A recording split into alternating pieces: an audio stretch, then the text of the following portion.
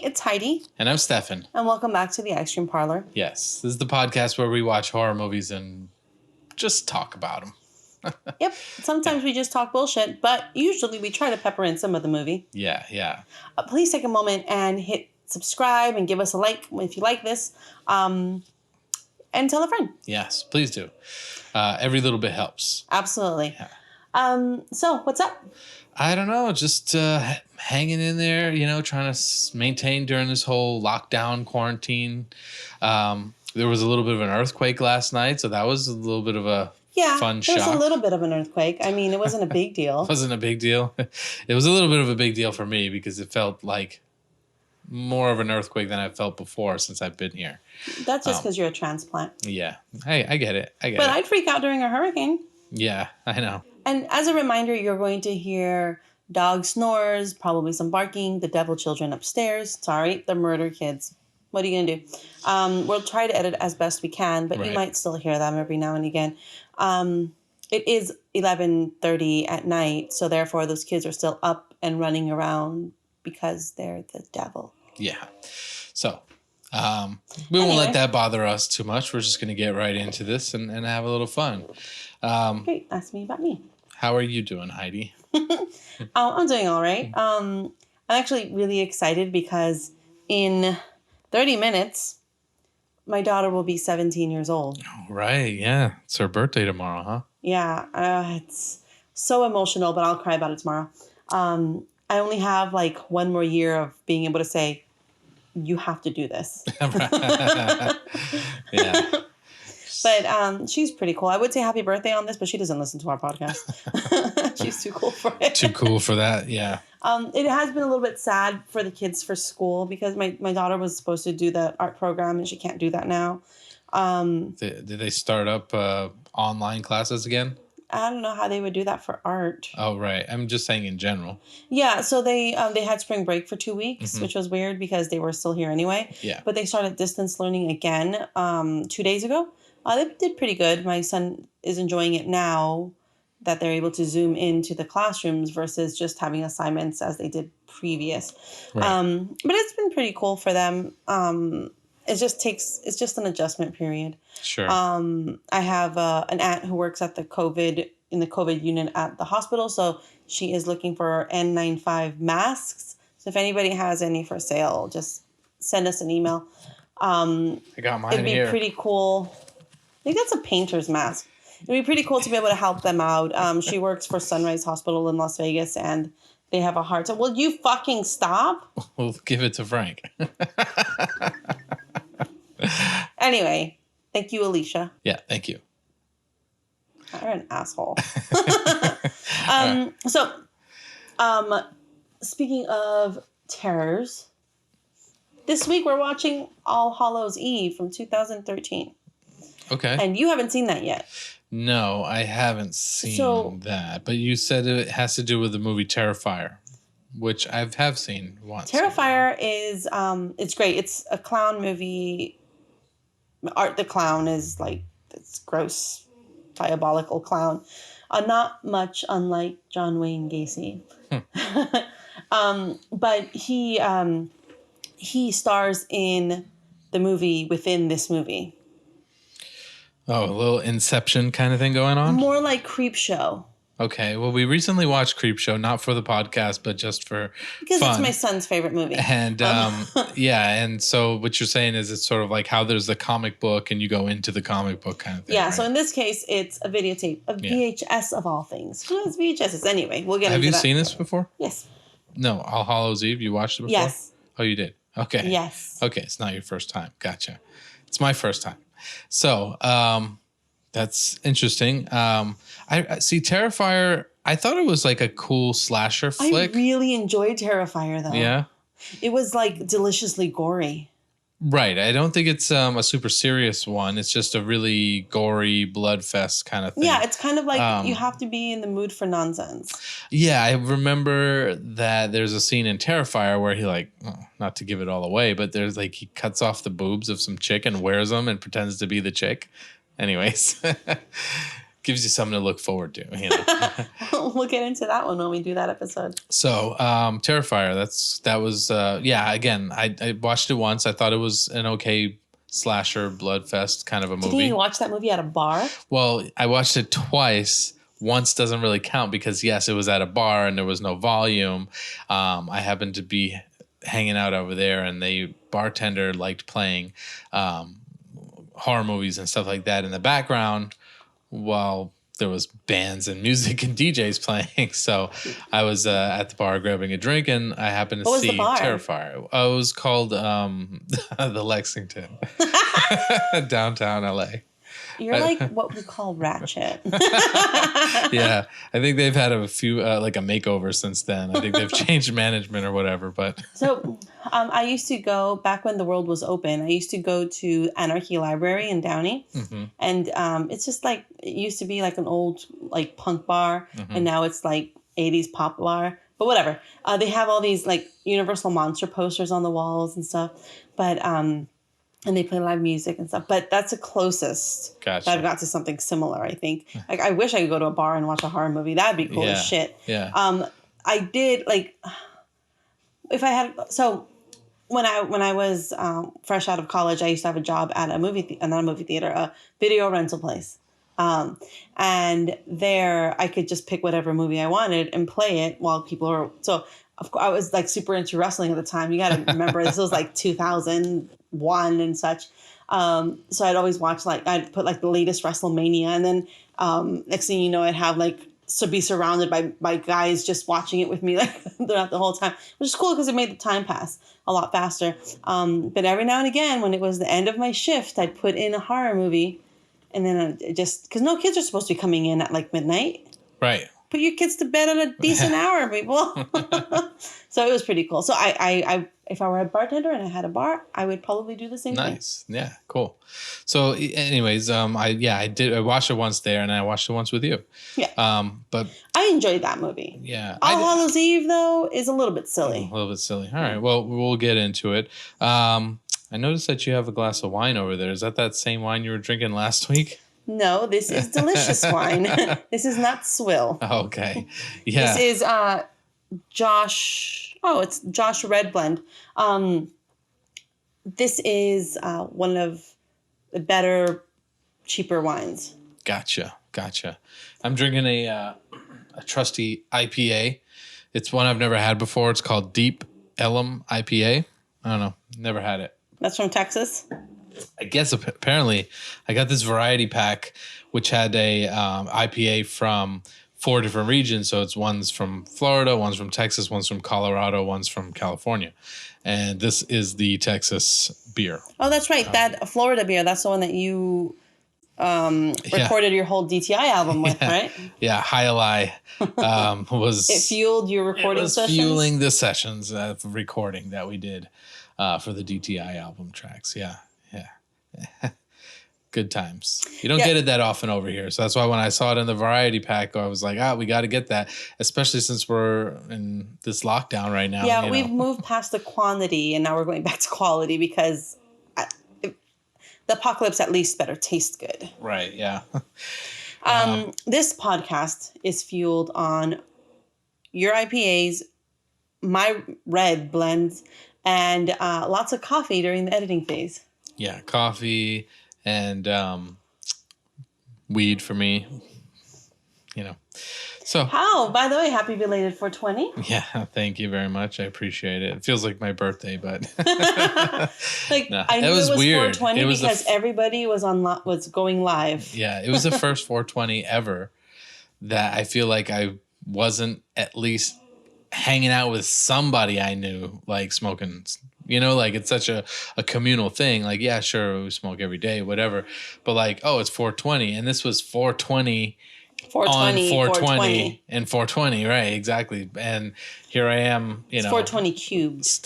Stuck inside a house with a bunch of non-smokers. And, but hey, everybody was on Instagram and social media posting their pictures and stuff. So that was cool.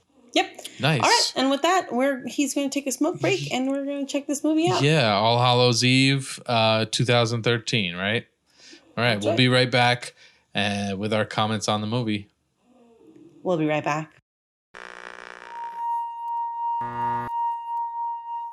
And we're back. How was that? It was all right. I don't know. I mean, definitely wasn't as fun as Terrifier, I don't think, and definitely not as cool as Creepshow, which it reminded me a lot of in some senses. But what did you think of it? Did you like it? I enjoyed parts of it. I mean, you said you've seen it before, so the second time around, is it better, worse? Like, what were your thoughts? It was okay. Okay, all right. There were some parts in it that were gorylicious, which, is fun.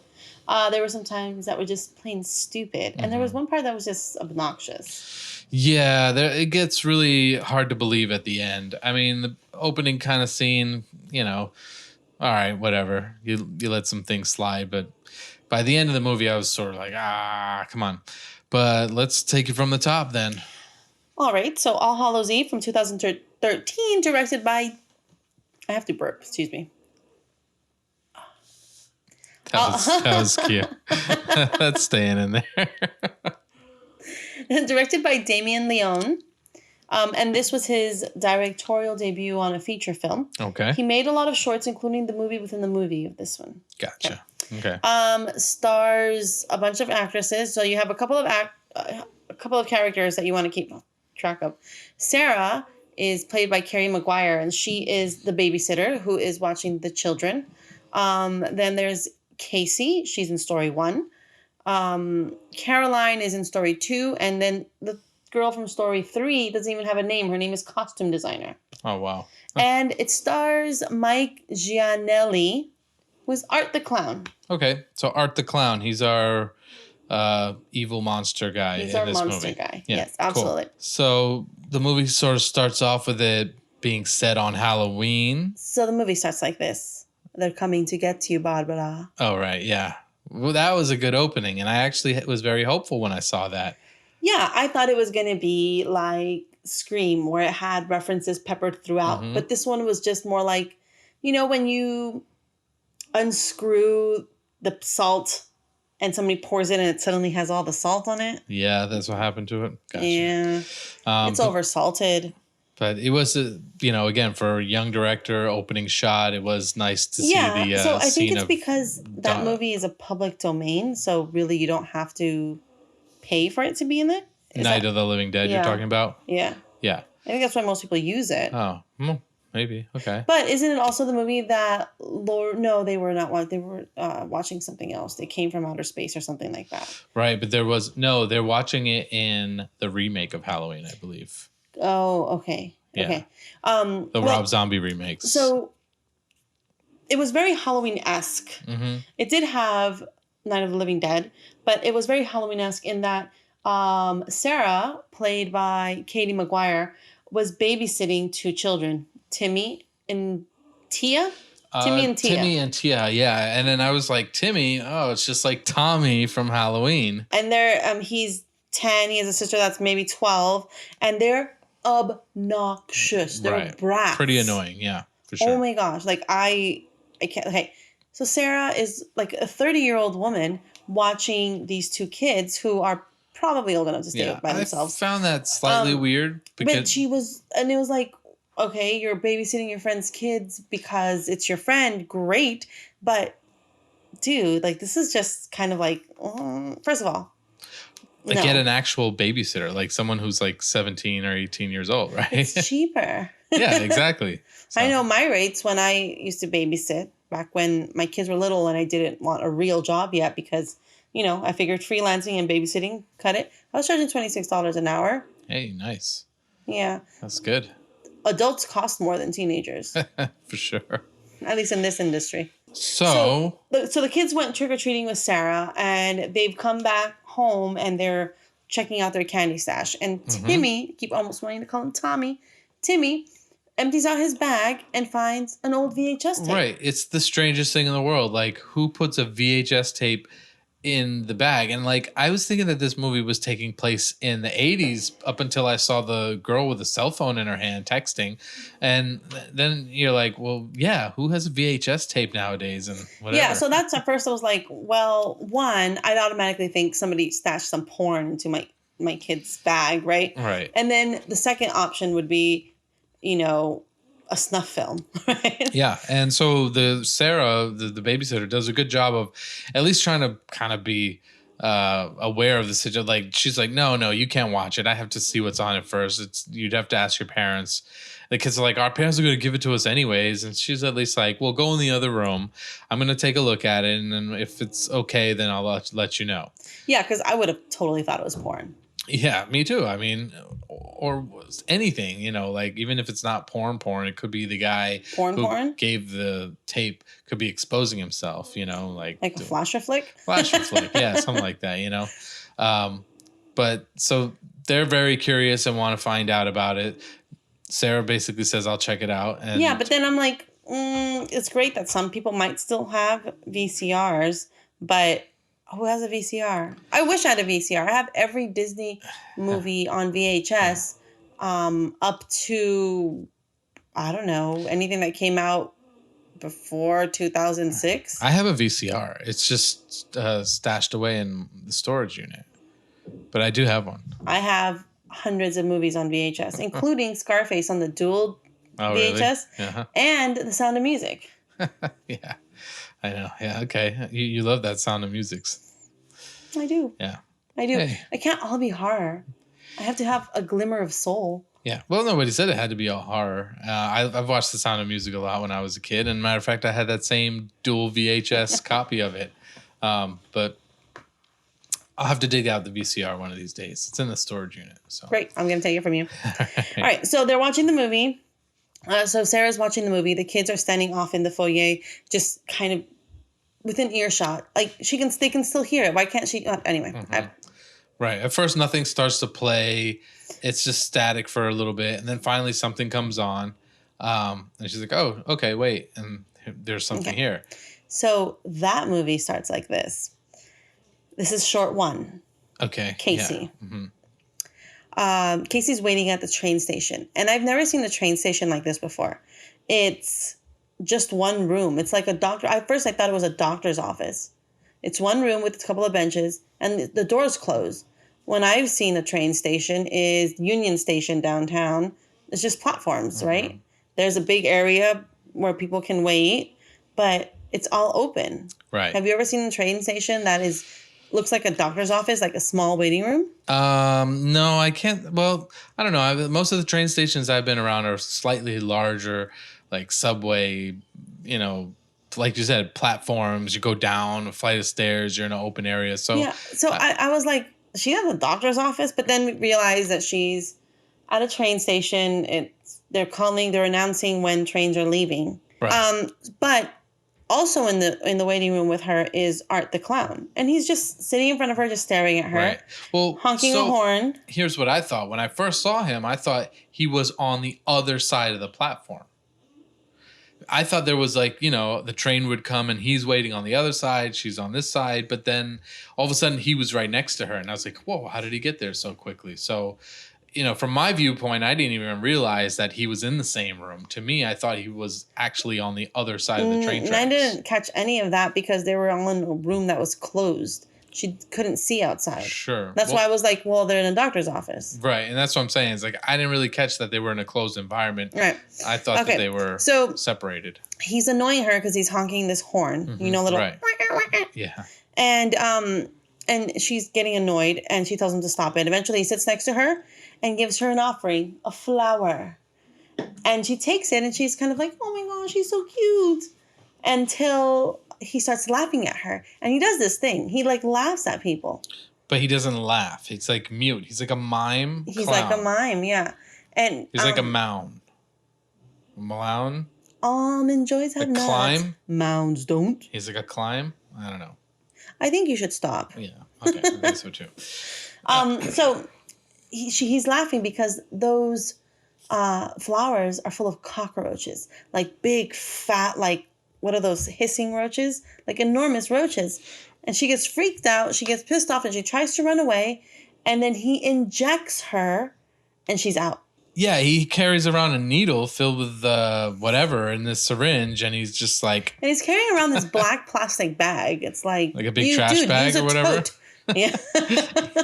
Yeah.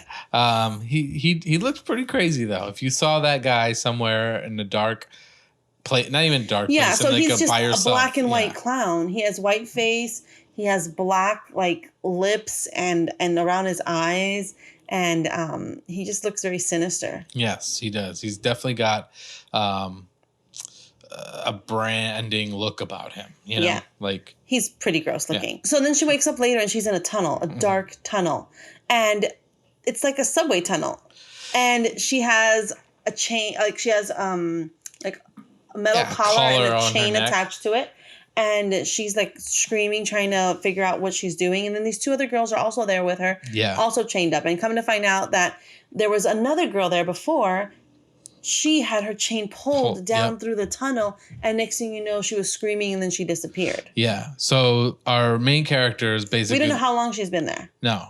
Oh, the other girls have been there. We don't know anything. It was just the main characters all like, well, what? We got to find a way out of here. What's going on? Like, what are you guys doing? And they're all timid. One girl is totally like, okay, let's follow Casey's idea is let's follow the chains and see where it leads.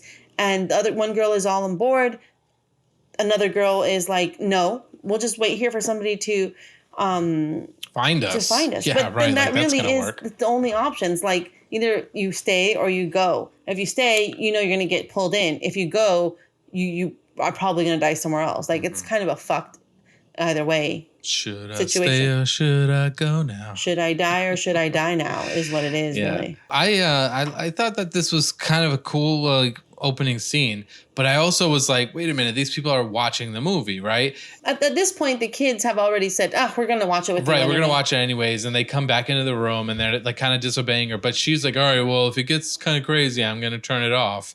And so at this point in time, like, she doesn't really take any action. She starts to get into the movie with the kids, I guess, you know? Right, she watches the movie. Yeah, exactly. They watch it. I'm just saying that it was like I was having to remind myself that, okay, they are watching this movie, but then shouldn't she be like a little bit like lenient, not lenient, but strict on the kids and be like, hey, what are you doing? Let's turn this off. Yeah, like I would not have watched this movie. Even if the kids had begged me, I would be like, no, ask your parents about it. Right. And who the fuck is this creepo giving you this thing? So this clown has to, look at her. This clown has to fucking put the movie in a bag of somebody who he knows has a VCR. What are those chances? Saying. It's like, it's one of these things again, you know? So anyways, let's talk about how while in the movie, there's all of a sudden the three girls who are talking about trying to find their way out. And one gets yanked out, just like the other ones told her it was going to happen. Dragged out of their sight. You don't see them deeper anymore. Into the tunnel. Yeah. And so the girls are like, fuck it, we got to do this. And they go and they follow where their chains are coming from. And they finally find the ending and they try to break the chains with this big rock.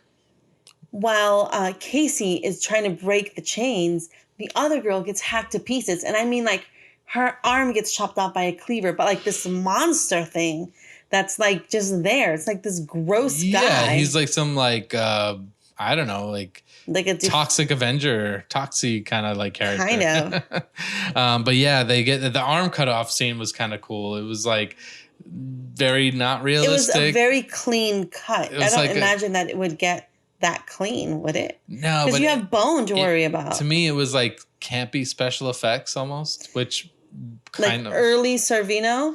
Yeah, but it was like I'm sorry. It's like comedy. Like early Savini. Yeah. Good catch on that.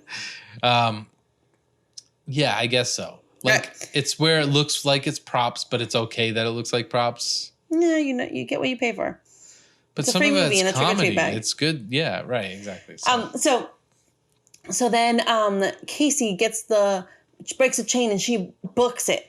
And she finds that some guy like this transient pushing a cart. And she's asking him for help. And the guy's just looking at her like, what the fuck? Yeah. Because he has a cart, in the cart, he has a dead body. Yeah, he's got body parts in there. Yeah. Right. So she gets captured again. Yeah. And then she comes to, and there is this bed that she's on, and she's chained up, and she sees another woman, probably the first girl that they told her about that had been pulled earlier. Right. She was pregnant. Mm-hmm.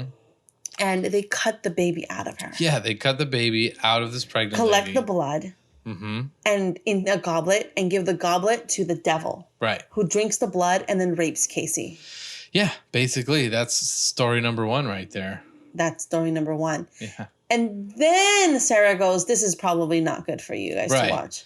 But after the baby gets ripped out, yeah, pregnant lady gets cut open, all that. She didn't stop it at any point in time before that. And I again, like some parts they were like trying to go back and get reaction shots, and I don't think that was the best. I think it was just a reminder, because all they did was literally it was cutting back to Sarah going.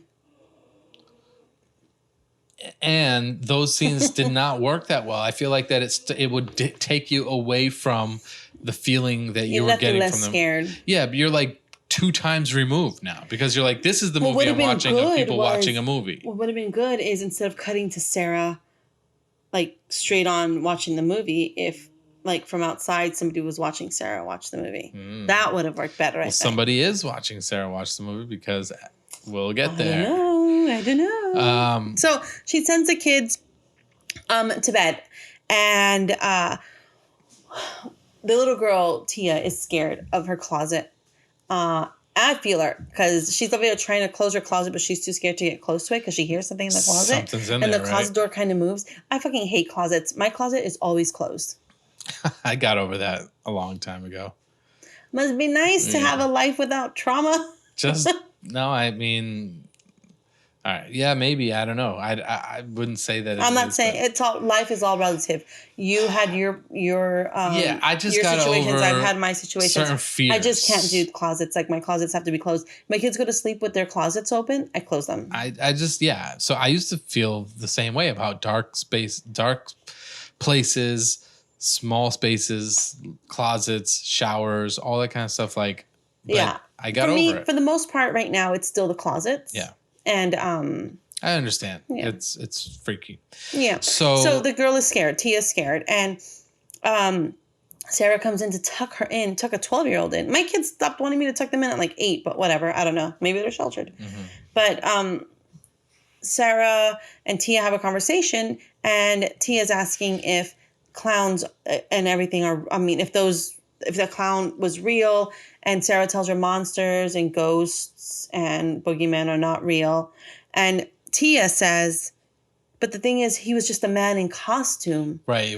He could really exist. He could and really she's exist. So fucking right. Yeah. Like, I love true crime. I'm constantly watching true crime. In fact, I'm so happy that I found a new true crime show on Netflix today that I've already watched 4 episodes of. Like, true crime is my jam. But because that's like similar to why we talk about, in horror movies, why the slashers are the ones that I more gravitate to. It's because those are the real horrors of reality. Those are where people really, like, right. This is the wrong term, but it's people's time to shine and how gruesome they can be towards one another. Right. And it's true. People do not give a shit about people. Like, look right now. There are people protesting because they want to go outside, not realizing that they not only can get sick themselves, but they're definitely going to spread infection to other people. Nobody gives a fucking shit about anybody else. And that's fucking sad. Yeah. Yeah. It's crazy. So I get where you're coming from on that. So it's really like, it's more scary. It's more horrific. Right. It could when actually it's happen. just a person. When it's Michael Myers before he got supernatural, scary as fucking shit. When it's I don't know what else. When it's some guy coming at you with a machete, that's fucking scary. When it's Freddy Krueger coming at you in a dream, it's a good movie to watch when you first watch it and you're like, oh, jump scares, but it's not really like a most terrifying thing. So anyway. She doesn't close the closet for her. No, she doesn't close the closet for her, but the girl also doesn't admit that she thinks somebody could be in the closet. Right. She tucks the boy in. She goes back downstairs and decides to continue the movie. Well, so she gets on the phone with her friend, and her friend is like, oh, don't die today because you're a babysitter. And I thought that was funny because she's call back to Halloween Right. and how Halloween-esque this movie is in the first place. She also says, hey, we should go out and get a drink afterwards. So, they're planning after Yeah, but she the gets parents done. are expected to show up at 1 o'clock. Right. It gives them an hour to get to a bar. It gives her half an hour to get to a bar, more or less. Yeah. And then 30 minutes of drinking. Yeah, that didn't make sense either. I think that's one of those where if you would bring it up to the writer, they'd be like, oh, I never thought of that. 40 years. Okay. And then, so Sarah does go back to watching the movie. And this is the story of Caroline. Okay, yeah. The story number 2. Yeah, story 2. So Caroline is a woman who has moved from the city into a rural home with her husband, who is an artist. He's not home, and it's nighttime, and she's unpacking. And that house looks like the house where Laurie Strode is babysitting Tommy. Yeah. It's white, it's dark, it's ominous, whatever. Yeah, it seems like it's more of like a lake house kind of thing or whatever. I don't know, but she's talking to her friend on the phone, and she's telling her, it's so quiet out here. It's having to get used to not having ambulances or buses. And I can relate. Because when I go to the ranch, it's quiet. You can hear yourself blink. Yeah. Like I never knew you could hear yourself blink. I didn't know blinking made sounds until I started going to the ranch. Gotcha. Which is in like a super secluded area, super secluded mountains in California. But here in the city, it's like a night without a helicopter, especially in Inglewood. A night without a helicopter is like, what happened last night? Yeah. I slept through it, Anyway, so she's talking to a friend, they hang up, whatever, and suddenly her lights go out. And she, very resourcefully, goes and tries to get the fuse back on. Or what is it called? The fuse box. The fuse box. And it doesn't work. Right. It's not working. The phone's not working either. Her cell isn't working either. And it's nighttime. It's super dark. But she goes back upstairs. The lights aren't working at all. She finds a flashlight in one of the boxes because she's still unpacking. And the thing is, she starts hearing things upstairs. And she's freaked out. She's like, somebody's inside. Somebody's inside. Right. Doesn't she call her boyfriend or something? No, not yet. But she can't get the lights on. She hears outside. And she does the smart thing. She says, fuck this, and runs out and gets into her car. Mm-hmm. Which I thought was great. Because in none of the horror movies do you ever find, let me leave. It's more like, what is that noise? I get you. Yeah. Well, you're right. They usually run up the stairs instead of going out the front door. Or they lock themselves in. Yeah. She's like, fuck this, I'm out. She goes to her car. It won't fucking start. Mm-hmm. Right. That was the problem with the car. It won't start. So that's when she ends up talking to her boyfriend or so afterwards. No. So, well, yes, eventually. But she's trying to start the car. And behind her, because we're looking at her from the front of the car, behind her, the light starts glowing. There's this light, and she looks back like, what the fuck? She runs back inside the house. Her husband calls, and she's freaked out. She's like, something landed outside. There's somebody in the house. Call the police. Stay on the phone with me. All of these things are happening, and the phone dies. Right, yeah. So she's now... So she goes and grabs a knife, which is another resourceful thing to do. Definitely. I like Caroline. Definitely. When she's talking on the phone with her friend, she talks about this painting that her husband did. And it kind of leaves you thinking, is the house haunted? Because her husband made this painting of a face. Yeah. And we don't see it because she has the canvas covered up with the sheet. She says she's so terrified of it that she can't even look at it. So, But importantly, her husband doesn't remember painting it. Right. That was the weird just thing. woke up and he had painted it. Yeah. I remember now. Yeah. He was like, I don't even remember painting it. It was just there or whatever. So he thinks he must have had some sort of like supernatural trance and just painted it while he was like in a dream state or whatever. Right. So Caroline's on the phone with her husband. The call drops. She grabs a knife. She's like, fuck this. And guess what shows up? A fucking alien? A fucking alien. A fucking alien? What the fuck do you do? I don't know. What do you do when an alien shows up? Bend over because he's going to probe the fuck out of you. That's it. That's all you can do. Just bend over. Bend it over. This alien looked a little weird though, didn't he? But his face was kind of creepy. So it was like he was an alien, but he wore an alien mask. So it was like he was creepy underneath, but like kind of like a kid's costume mask on top of it with like super like alien big old eyes and whatever. Anyway, I found that like just so implausible. Yeah, me too. I was kind of taken out by this time. And then again, like I go back to thinking like, so now this girl in real life, Sarah, is watching this movie. And first of all, it's like, just shut it off already. Why are you so intrigued? It's so stupid. And yeah. And then when they did go back and show you her reactions. She's just drinking her wine, which I'm not hating on her drinking the wine, but that didn't add anything to the movie. Well, in Creepshow, they never go back to show you the reaction of somebody reading the comic book. He says, "Where's my cake, Bedelia?" Right. They do little like page turns. Right. And then at the end you kind of come back to reality or whatever. But they don't like go in the middle of the story back to reality to show you somebody's reaction. Right. Well, nobody said that this movie was better than Creepshow. Oh, in any way. By any means, sure. Right. Okay. So, anyways, this alien story I was a little detached from. And that's when they jumped the shark. The shark. You know where that phrase comes from? No. All right. In Happy Days, the show ran for so long that they got to a pivotal moment where there was a scene where the Fonz goes jet skiing with his leather jacket and jumps over sharks. Holy shit. And that's when you're like, that's like the most stupid thing ever. Gotcha. You should probably end it right there. Gotcha. So this is where it jumps the shark. It's kind of like the entire series Lost was a jump the shark moment. Anyway. Right. So now she's got in this struggle trying to get away from this alien. And it's chasing her and she runs upstairs and she hides in the bathroom and he's like, he can't find her.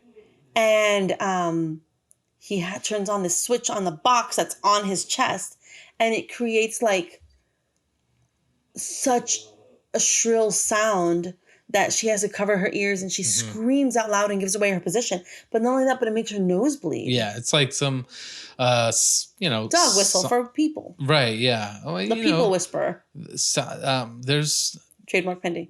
Sound can be used as a weapon. Some people have thought in previous... I don't know. What I'm saying is that I think some people... We know that. Isn't there a character in Mortal Kombat that does a sonic yell or a scream, or is that Tekken? Well, I think, I think one of the characters in like the newer Mortal Kombat has a yell, Sindel or something like that. Maybe I think Sindel's my girl. Yeah, but there are like Dune is another movie that actually used that whole concept. Dune. Yeah, I know you haven't seen it yet, but they use that concept of sound being able to be used as a weapon, which it totally can. It's frequencies. The thing is, we hear Mariah Carey's high pitched tone could be used as a weapon. Sure, exactly. But imagine frequencies that are even beyond that are so amplified that that's what happens. It ruptures your eardrums and it ruptures your blood vessels, and that's what happens. You start bleeding out of your orifices. Like Ebola. Yeah, like Ebola. All right. That's what's happening here with her. So she's bleeding from her nose. He finds her, of course, because she screamed. And they struggle. Not only does she stab him and cuts his hose off because he has a breathing apparatus. She takes his hose out and she runs away. Yeah. Meanwhile, why does this alien not just flip the switch back on and halt her where she is? Instead, he loses her. Right. And she does something really smart. She opens the door so it looks like she ran outside, but she really goes under the stairs. Oh, people under the stairs. That's another reference. But under the stairs is oddly very, very big. Every time I've seen an under the stairs, it's not as big as that. Sure. It was like a whole lot, it was like a ballroom. Yeah, in this movie. In this movie. Yeah. So she's in there and she's hiding really well, and the alien can't find her. But what gives her away is that she gets a phone call. Yeah, her phone rings and he's like, where are you? I hear you now. And it's like... And the alien also finds her. Yeah. Pulls her out of there. He like drags her, right? Out of her little hiding place. Yeah. Pulls her out of there. And she's like trying to hold on to dear life for everything. And then finally, it's the painting, the sheet that's over the paintings pulls it down. And it's Art the Clown. Right, yeah. It's just his face. And the movie ends. Yeah. Or that short ends. Mm-hmm. So that one didn't have anything to do with art except for the very end where it tied in. The first one obviously had a lot. Well, not even a lot. The first one just had to do like somewhat, with Art the Clown. The rest of it had to do with the devil and the rape and the baby and all that other stuff. Well, the first one, Art the Clown, was the reason. Was who captured the woman. Her, right? It was like an initiation that he initiated the sequence of events by capturing the lady. Captured the sacrifice, yes. I guess. On the second one, he just appeared. Right. And we don't know why. Had the alien not landed, maybe it would have been more art. Maybe he would have popped out. Yeah. But yeah, so now all of a sudden, that's the end of story 2, and we go back to Sarah. The movie scares Sarah. Right. She kind of gets frightened by it, so she turns it off. Mm-hmm. And as she turns it off, she sees at the corner of her eye that somebody had been looking at her. Somebody had peeked out around the corner. Yep. And then I'm startled because, you're like, oh shit, what was that? And then she's kind of like, oh shit, what was that? But she automatically thinks it's the fucking gotta be kids. The kids, yeah. So she goes upstairs. And she tells the kid, she finds the kids sleeping together because Tia was scared, so she went to go sleep with Timmy. And she's, making a big deal like, hey, you guys, I told you to go to bed, stop fucking around kind of thing. Right. She's not cursing, but I don't know how to not. Well, Timmy ends up saying, you're the one who waking us up. You keep coming up to the door and trying to shake every the hand. 5 minutes. Yeah. And she's like, wait, what? And, now she's starting to think like, maybe there is somebody else in this house. Absolutely. So she knows she didn't do it. The kids think that she did, but she thinks maybe the movie just got to her. Right. So she goes back downstairs and does what anybody else would do. She puts on the fucking movie again. Puts the movie back on again. After the second one, don't you just go and burn the tape? You're like, this is so dumb. I mean, come on now. It wasn't that good. No, it wasn't good at all. And it's like the second one. The first one was decent. I mean, they've probably got the second one wasn't good. Right. But they've probably got to have television or some other movies that she could watch to kill her time. She was watching Night of the Living Dead before she put the movie back in. That's right, exactly. So I don't know why she's so intrigued that she wants to see the rest of this movie. So then the movie continues. Right. And we meet the costume designer. And she's just a woman who is driving down a windy rural road. Just there's woods on either end and it's super late at night. And she's low on gas. Luckily, as she sees a gas station sign 3 miles away, she realizes, I'm out of fucking gas. Mm-hmm. I have a problem with that. Yeah. Any woman that is going to go on any road trip, no matter what, is always looking at her gas gauge. Always. Well, you say that because you think that every woman should. But do you think really every woman is looking at their gas gauge? When you get a car, you're told, and okay, so maybe some people don't have parents or uncles or people who give a shit about them. Fine. Granted, I understand that. Like Madison. So I understand that. People don't always have somebody looking out for them. And that's just unfortunate facts of life. Yes. However, the majority of women know. You keep an emergency roadside kit. You keep your phone charged. You have to keep an eye on your gas gauge. You never know when you're going to have an emergency. Okay. I was fortunate enough to be raised by an uncle who taught me everything about cars. I can handle my shit. The only reason why I don't take tools to my own Prius is because I get free service. Otherwise, I would do it myself. Sure. But it's a good quality to have. I absolutely love that. But at the very least, even right now, I don't have less than half a tank of gas, right? Mm-hmm. Yeah, you got to keep that thing full, especially now. Yeah. Okay. So she runs out of gas, or is about to run out of gas, or she's running out of gas. She heads to this gas station, and she pulls up to the gas station, and there isn't anybody around. She honks the horn, nobody comes out, and then she gets out of the car. Yeah. Just as she gets out of the car, out comes Art the clown out of the garage with the like a big trash bag again. Or whatever, but with the attendant, the gas station attendant, behind him. Apparently, he has shit all over the bathroom and smeared it all over the walls. That's similar to how he did in Terrifier. Didn't he do that in the pizzeria? See, I don't really remember. I would have to go back and watch that movie again. What is it called? Cropophilia? Cropophilia? I can't pronounce it properly, but you're talking about the the shit fetish. Yeah. Yeah, something like that. Yeah. Okay. I don't know how it's. I feel like there's a pH in there somewhere, but Philia? No, but kafra. Yeah. Anyways, I don't know. The shit fetish. We'll ask Raul. He's on Twitter at Poop Science. All right. Well, Raul's my brother. I can't remember about the Terrifier scene, but let's say that did happen. But so the gas station attendant is like, "Get out of here before I fucking kick your ass." Art is laughing. He sees silently laughing because he's mute. He's miming it. He sees costume designer and leaves. Meanwhile, she's getting gassed up by the attendant, and they start talking, and she tells him, "Hey, I'm a little lost." He proceeds to draw her a map, and then after drawing her a map, he's going to elaborate a little bit, talk to her about it. But as he's giving her directions, he hears something coming from the building where the gas station is, and he's like, "Let me go investigate." Yeah, and he goes in to investigate. She comes in shortly after because once she decides it's been a little too long, she comes in. But you have directions, fucking go. Yeah. Especially if he didn't charge you for the gas. Right. In the middle of the fucking night with this creepy ass clown everywhere. Right. Right? Exactly. Yeah. So anyway, so she goes in and she goes into the building and she finds Art the clown sawing off the attendant's head. Yeah. With like a hacksaw. That's not the tool to use. No, not at all. But he's going for it. She starts to like run off and like get away or something. Yeah, right? so she runs and then gets in her car and drives off. And as she's driving away, she is making a phone call and she's calling the police and she's saying, "There's been a murder. And the clown's out to get me. The guy's out to get me. The guy that's just like a clown." Mm-hmm. And she's driving the car. The call cuts off because you can't hear anything. It's so staticky. It cuts off. Her battery's also dying on her phone. This girl has 2 exes. Anyway, she's driving and guess who she sees hitchhiking?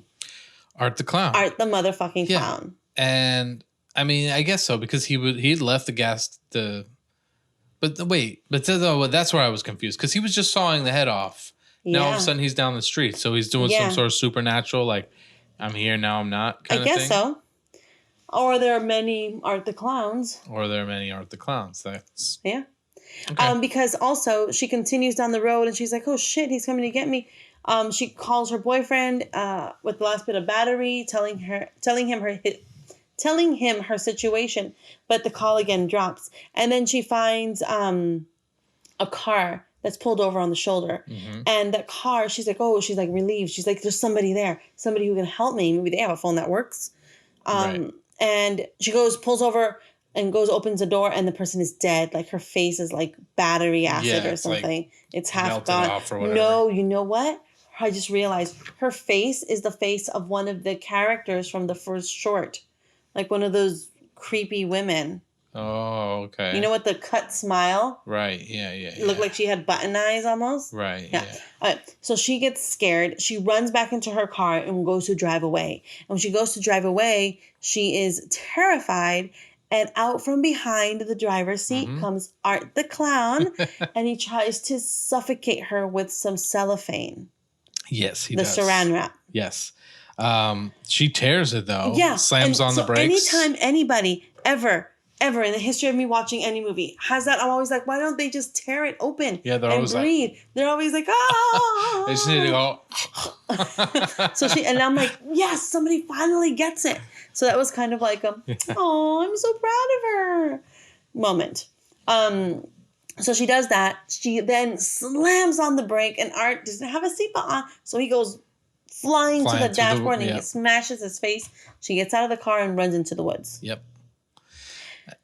As she's in the woods, she goes in and finds like this old like barn, maybe like a tool shed, kind of. I don't know. It's like this random home, something like a barn, I think.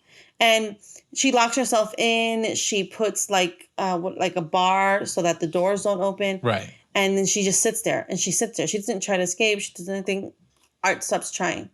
Next thing you know, as she's sitting there, like just in a corner, his hand comes out from under the earth. He had tunneled his way under the barn door into there where she is and popped up right where she was. Pulled himself out of the earth and proceeded to whip her with like chains and shit. Chains that have like knives and blades and stuff on them. Now, let me ask you a question. So the movie that he sent Timmy, that they're watching, that this is happening, is this all supposed to be stuff that really happened? Like, or is it a movie that he made? You see what I'm saying?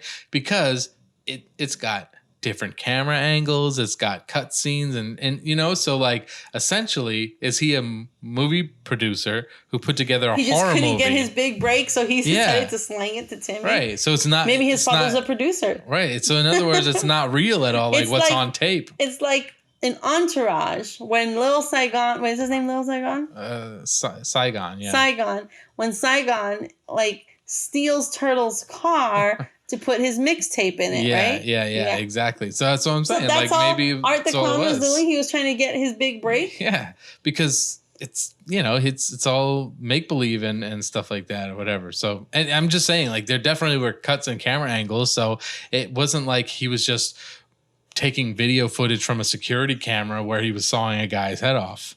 Well, anyways, so yeah, maybe he's just a aspiring movie producer, director, and actor himself. Maybe. We'll put that on the quaffable side. Now, she's getting her ass beat. Yes. But one of those scissors or knives or whatever falls off of the chain that he's whipping her ass with. And she gets it and she stabs him. Where does she stab him? In the eyeball. In the eyeball. Just like in the last movie. The last movie, Revenge. Yes. Yeah.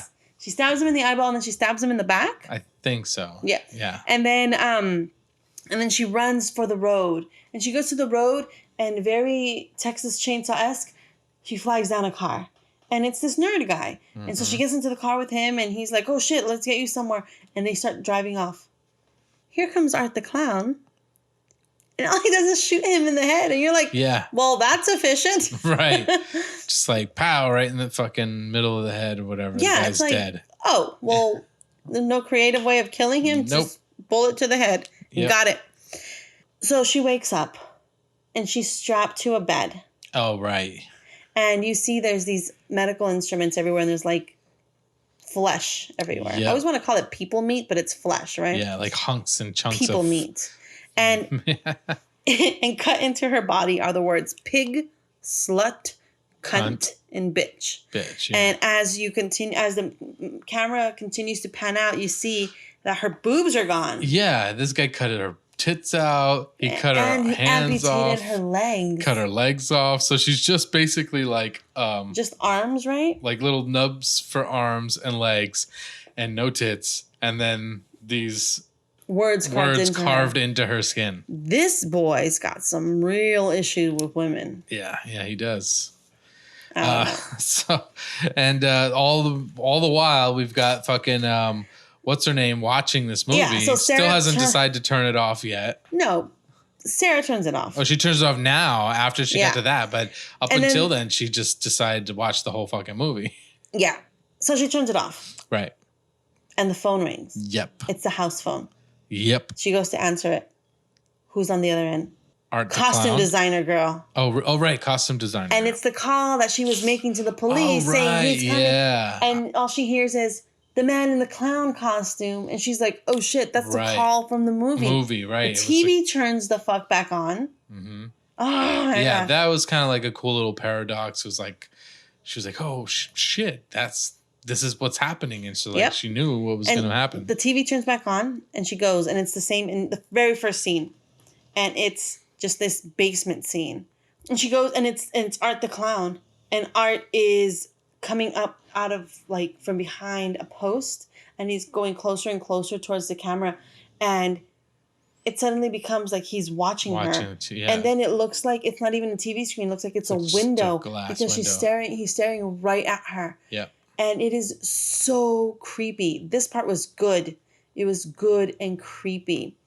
And then she's like trying to turn the TV off and it won't turn off. And then finally it switches and it's what's playing on the TV. It is the living room. It's like if a camera is looking at the living room, except it's instead of it just Sarah and the couch, it's Sarah, and then Art is sitting on the couch. Yeah, but then only when she sees on the screen. Right, only on the screen. Not in real life. When she turns back around, he's not there, and then she looks at the screen, and he is there behind her. Yeah, and that's finally she freaks out. She's able to eject it. She smashes the tape. Right, and Art's not there anymore. Right. Then the kids scream. Mm-hmm. And she runs towards them, and Art the clown is upstairs at the top of the stairs laughing his silent laugh. Yeah. And she is so scared that she's unable to fucking move. She can't go up the stairs to check on the kids. She can't do it. She's just terrified. And finally he disappears. She goes to check on the kids. They did. They got killed the fuck up. They're just two decapitated heads next to each other on the bed. Yeah. And that is like the world's worst babysitter. Yeah, she's going to have a lot of explaining to do. Because who's going to believe her that Art the clown killed those kids? They're going to think she did it. Right, absolutely. And I don't know. This is, so the movie's over. The kids are dead. She's there, whatever. It was... I don't think it actually happened, though. Well, I mean, of course, yes, it's a movie. But I don't think it actually happened, though, because during the whole scene where the kids are screaming, it switches over to the 35 millimeter. Yeah. And then it's just does that throughout the end. And that 35 is what the rest of the shorts were. Yeah. I mean, for a movie that we didn't really like, we kind of talked a lot about it in a very likable way. I mean, we try to find the best in it, I think, right? I mean, if we're going to watch crap, we may as well make it enjoyable. Yeah, yeah. So I don't think the movie was crap. I think it was just, I mean, watch it if you want a couple of uneasy moments and if you want to see two dead kids in the end. But otherwise, it's one of those that you just watch it once and you're kind of okay with it. They have a part 2, which is independent of Terrifier. Yeah. But I don't know. I don't know why they gotta watch it again. I mean, I think people could watch it. I think Terrifier is much better. Yeah, for sure. Well, Creepshow definitely is much better. I know. See, this is the thing. I feel like that angle of it didn't work for this movie at all. Like, I think the cuts back definitely took away from it, from the experience, and just made it. Some of them were like repeated cuts, like the same scene where she's like, oh, the same way, and it's like reused footage. It just doesn't look cool. And I don't know. Again, like sometimes they would do it after you like were immersed in the sub movie to the point where all of a sudden you're disconnected. You're like, wait, what happened? Yeah. Yeah. No, I mean, I enjoyed parts of it, like a lot. I really did enjoy lots of the movie. But there are some parts where I was just like, okay, I mean, I guess that works for that scene. Like the whole Alien, the Caroline story, I didn't like that at all. Yeah. If it had more Art the Clown, maybe that would have been good. Like if he defeated the alien and then she's like, oh my God, thank you. And then he's like, I'm going to get you, bitch. Yeah. Something like that. That would have been probably cool. Yeah. Well, but it probably also would have been, what is it called? Expected. Would have been expected. You know what's funny? You just mentioned the alien one and how it was sort of the lackluster thing. I just realized that there was that whole Stephen King with the meteorite in Creepshow, which is sort of like the alien meteor crashing. You're right. And to me, that was sort of a lackluster one in that segment too. It was really? Like, yeah, like it's just Jordy. You didn't like? Oh, it felt so bad for him. It's just like he's this dumb hillbilly. He's like, I'll try to glue this back together. And then he's growing weeds all out of everywhere. Like it's just. Oh no, not there. It's just sort of kiddie. You get what I'm saying? Yes. And out of all those stories, that one I didn't really connect well with. Yeah, I didn't like the alien one, but then again, I'm not one to be scared of aliens. Mm-hmm. Like, sure. Really, it's sci-fi is not really my thing. Like, sure, I love Firefly, Cowboys in Space. Come on, why not? But and I like Cowboys versus Aliens. Never seen that. But I'm not a big Alien fan. Not the franchise, but like just in general, sure. like UFOs, extraterrestrials. Sure. This is not my thing. I think it's just because I'm not scared of other life forms. You're like, come on. People from Mars doesn't bother me. I'm South Central. Yeah. So anyways. Color, you're fine. I think that, there were certain parts of the movie that were decent and okay. It was, it didn't hurt me to watch it. I'm okay with spending the time that I did to watch it. I think there were some parts that were dumb and whatever, but for what it's worth, it definitely wasn't the worst movie I've seen.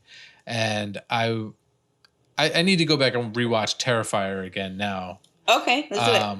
I don't really remember feeling like that was that great of a movie either. I just feel like that there was some intense gore scenes that were kind of cool. Amazing. However, like I said, there were delicious moments of gore. Yeah. Like there's a part where a woman gets sawed in half. Right. And just the way they did it was just like, oh, fuck, that's so gross. I can't even look at it. So that was good. Sure. I mean, of course I looked. Yeah. Yeah. But okay, well, that was fun. I was kind of expecting to get into a few like classic horror movies, but I guess we've taken the more modern route. Well, I mean, I kind of just randomized it. We'll do something older. Yeah. We'll do something more classic next week. Yeah. But I thought this one was good. I don't want to do that thing until we figure out how to get Buddy Chambers on because I think he'll add something to it. Right. So yeah, we'll figure all that stuff out. Definitely. Yeah, that'll be fun.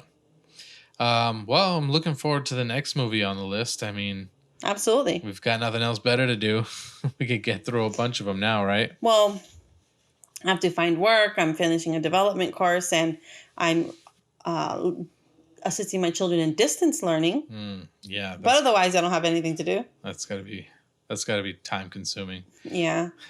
I mean, it's tricky. Yeah. Yeah. But it's fun. Cool. All right. Well, that's all for us today. Thanks for stopping by. Definitely. Again, check out our page. Check out our Instagram, Facebook, Twitter. Make sure you like. Make sure you subscribe. Leave a comment. Tell us what you liked. Tell us what you didn't like. Right. On Instagram, where we're most active, we're I_scream_parlor. Correct. And visit our site, icecreampodcast.com, or you can email us directly, icecreamparlor.podcast@gmail.com. There you can let us know what movies you want us to do next. You can just reach out to us and let us know that you're hearing us and listening to us and what names I get wrong. Yeah. But yeah. That's it for us today. Yeah, we'll have all the handles and everything on show notes, and we'll see you next time. Yes. See you next time. Thanks for tuning in. Have a good one. Okay, bye.